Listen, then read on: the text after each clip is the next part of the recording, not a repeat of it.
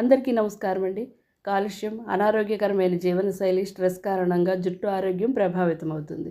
దీనికి గుడ్లు ఆరోగ్యకరమైన టానిక్గా పనిచేస్తాయి. గుడ్డులో ఉండే ప్రోటీన్ జుట్టును మృదువుగా మెరిసేలా చేస్తుంది. గుడ్డులోని తెల్ల సొన భాగం జిడ్డుగల జుట్టుకు, గుడ్డులోని పచ్చ సొన పొడి జుట్టుకు మరింత మేలు చేస్తుంది.